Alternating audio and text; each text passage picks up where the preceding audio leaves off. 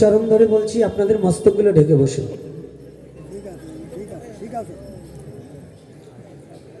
একজনের যেন মস্তক ফাঁকা না থাকে, একবারে সবগুলো মাথা ঢেকে বসবে। তারপরেও যদি না শোনেন তাহলে আস্তে বেরিয়ে যাবেন।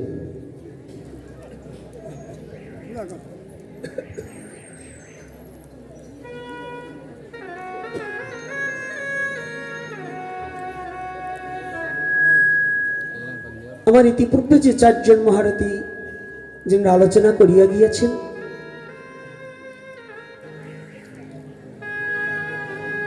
তাহাদের চরণ প্রান্তে থাকার যোগ্যতা আমার নেই। এখানে সর্বপ্রথম আলোচনা করে গেছেন বিল্লমঙ্গল বাবা, তাই তো? তারপর আর এক বাবার নাম যেন কি দেখলাম, গোবিন্দ বাবা। ও পাটবাড়ি, বেশ বেশ বেশ। তারপরে আমাদের অপরূপ গৌর কিশোর দাস বাবা। এই যে তিনজনের চরণ প্রান্তে থাকার মতো আমার যোগ্যতা নেই, আপনারা জানেন। এরা তিনজন হচ্ছে ভক্তিমার্গের আলোচনার, আমি হচ্ছি অসুর। তো আমার এই আসরিক শক্তি বাড়াবার জন্য অসুরের মতো কথাবার্তা, আমি কিন্তু হরি কথা জানি না। তবে তথাপিও যখন আপনাদের আহ্বানে ছুটে এসেছি,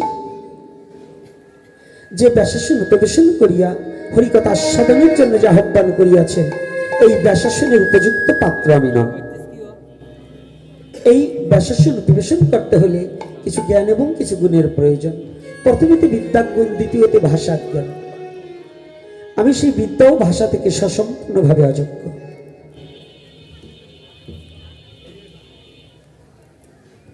তাই কৃপা করবেন, যতটুকু সময় বসে থাকি আপনাকে নাহি করি প্রচার যেন সভা করো মাঝে, যেন গুরু গোবিন্দ, গুরু গৌরাঙ্গ এবং নিজের স্বধর্ম এবং স্বজাতির চিন্তার মধ্য দিয়ে যতটুকু সময় বসে থাকি এই আলোচনার মধ্যেই থাকতে পারি। আজকে বিদায় লগনে আমি শুধু এখানকার বিদায় নয়, এমনও হতে পারে আজ যে দেখা হয়েছে আর দেখা নাও হতে পারে।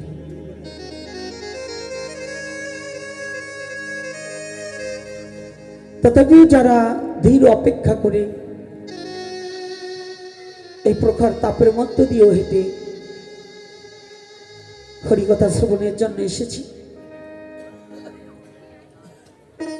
হরিকথা শ্রবণ করলে কি হয়? কেনই বা হরিকথা শ্রবণ করব? ভাগবত পাঠে গেলে কি হবে? আমাদের যারা ভক্তি মার্গের কথা তারা বলবেন শ্রবণম মঙ্গলম, শ্রবণ করিলেই মঙ্গল হবে।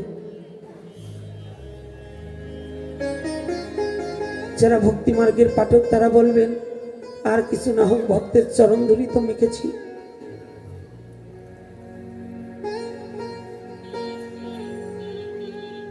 আচ্ছা বলুন তো,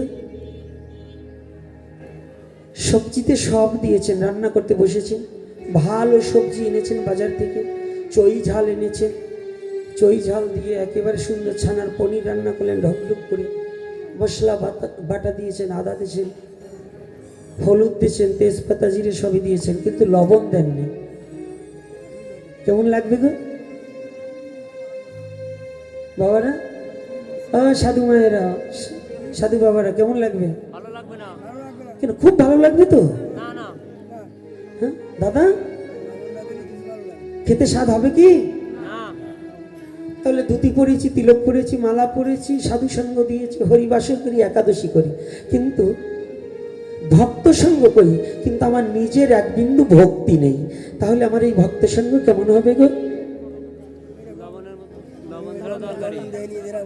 মা তুমি উঠে মুখ দিয়ে আসো, যাও যাও, সামনে বসছো, তোমাকে আমি বসতে দেবো না, এখন উঠে মুখ দিয়ে আসবে। গালের ভিতর পান রেখে চাবাবা আর হরিকথা শুনবা, তোমার এই হরিকথা শুনে কিচ্ছু হবে না, উঠো যাও যাও, মুখ দিয়ে আসবে।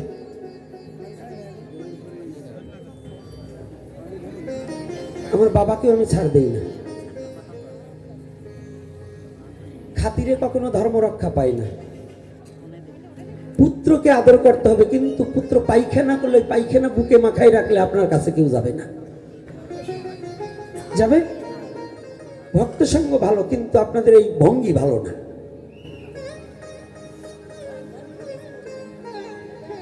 তো আজকে যেমন লবণ ছাড়া তরকারি যত সুন্দর করে তেল বেশি করে দিয়ে রান্না করি না কেন, ঘি দিয়ে রান্না করলেও লবণবিহীন যেমন তরকারি খাওয়া যায় না, জীবনে যত সাধন ভজন করি না কেন, যদি জগৎজীবীর ভক্তি না থাকে, ভক্তিবিহীন কোনোদিন সেই ভজন কোনো ভগবানের চরণে পৌঁছাবে না। কি পৌঁছাবে বাবা? তাহলে প্রধান কি? হ্যাঁ, আরে ভক্তি না থাকলে প্রেম আসে কোথাতে? আগে কি ভক্তি? ভক্তি কি আপনাদের ওই বাজার ডিঙিয়ে আসলাম কি জানো, কপিলমুনি বাজার কিংবা তালা বাজারে গেলে কি ভক্তি কিনতে পাওয়া যাবে? তো মায়েরা যাবে না, তাই না? আমার ভক্তিও আছে,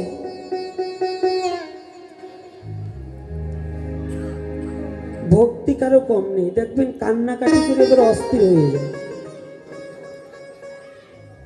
কিন্তু আসলে ভক্তি কত প্রকার এবং তাহা কি কি এটা তো জানতে হবে।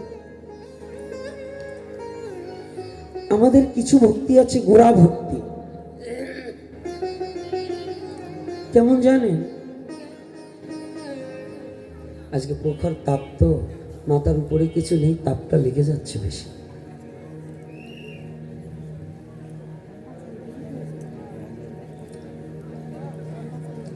বাবারা গেটের সামনে না দাঁড়িয়ে এদিকে দাঁড়াতে হবে। গেটের সামনে ভিড় করলে লোকজন আসবে যাবে কেন, কি করে? আপনারা তো গেটের সামনে দাঁড়াচ্ছেন কেন? ভিতরে আসুন।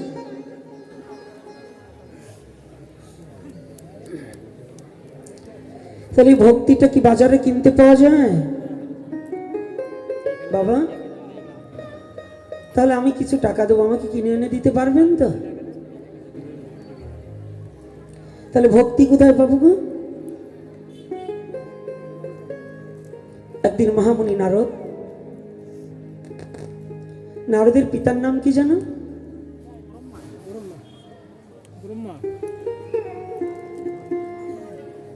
নারদের পিতার নাম, নারদের জন্ম দুই ভাবে পাওয়া যায়,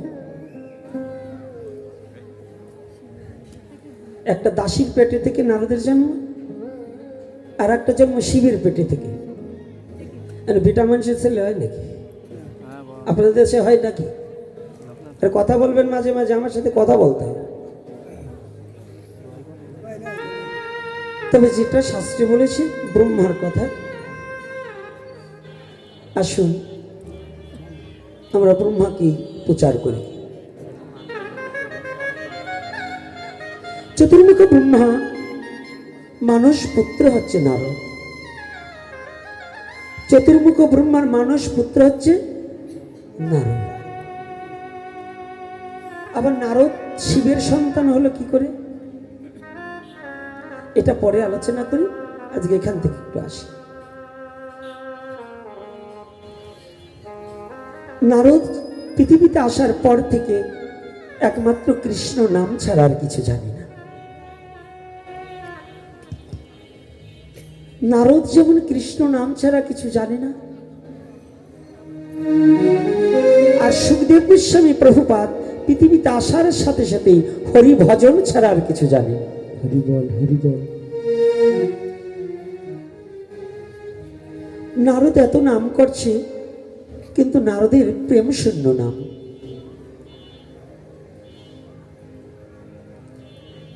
নারদের ভক্তি শূন্য নাম। ভগবানের কাছে থেকেও নারদের নামের প্রতি ভক্তি নেই।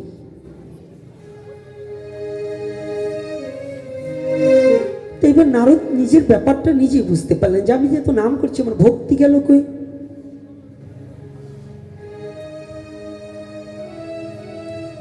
ভক্তির